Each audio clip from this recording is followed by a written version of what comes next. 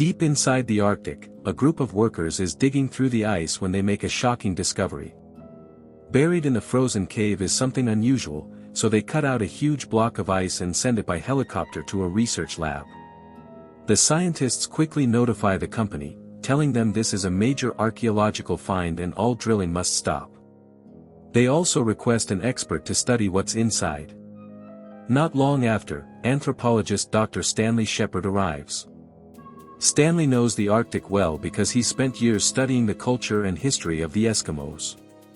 At the lab, he meets Dr. Diane and the rest of the team, who at first believed the ice might contain some sort of prehistoric animal.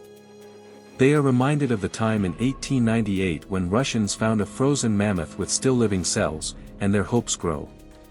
The scientists carefully cut the ice block with lasers, peeling it layer by layer to avoid damage. But what they uncover is far more incredible than an animal. Inside is a frozen Neanderthal man. Stanley studies him closely and believes he was a hunter who lived between 20,000 and 40,000 years ago.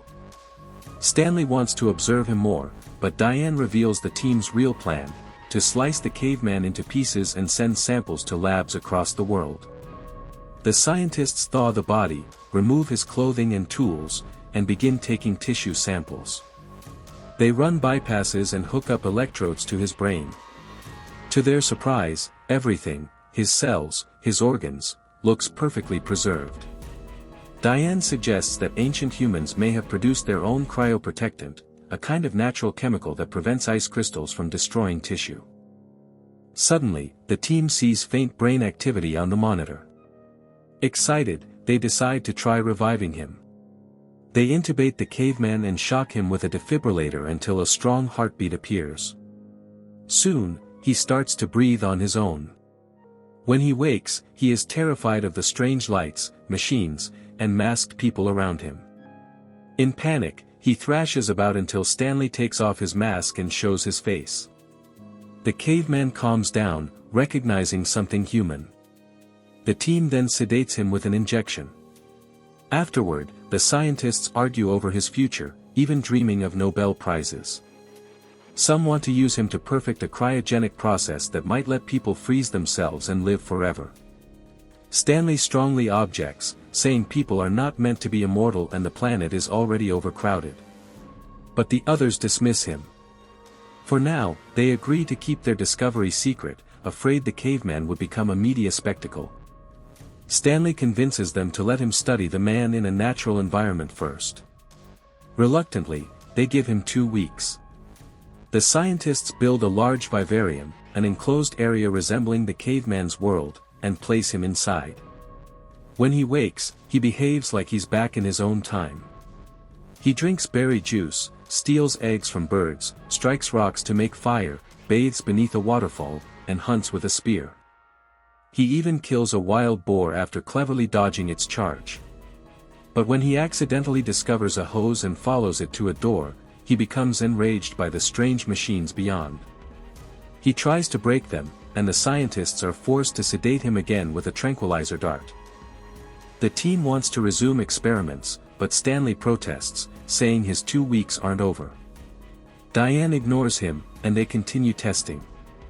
Still, Stanley believes the caveman's survival is linked to a natural chemical within him, so he convinces Diane to allow further study. Stanley enters the vivarium unarmed to gain trust. At first the caveman growls and hides, but when he finally confronts Stanley, he nearly strikes him with a rock. Distracted by another scientist's voice, he hesitates and studies Stanley instead. He examines his mouth, clothes, and body, even squeezing him painfully to compare differences. But instead of hurting him, the caveman decides to communicate. He calls himself IRU, a name Stanley softens into Charlie. Slowly, they begin to understand each other. Charlie learns simple English words while teaching Stanley terms from his own language. They eat together, laugh, and even share songs by the fire. Stanley records their conversations and works with a linguist named Mabel, who is amazed by Charlie's wide vocabulary. But the experiments don't stop. The scientists try freezing Charlie again to trigger his cryoprotectant, nearly killing him in the process. Charlie grows angry, distrustful, and scarred. He demands that Stanley end his suffering, but Stanley refuses. Their bond begins to crack. Stanley then brings Diane into the vivarium, hoping her presence might calm Charlie. At first, Charlie is curious and friendly, even sharing food with her. But his touches become more invasive, and Stanley has to stop him.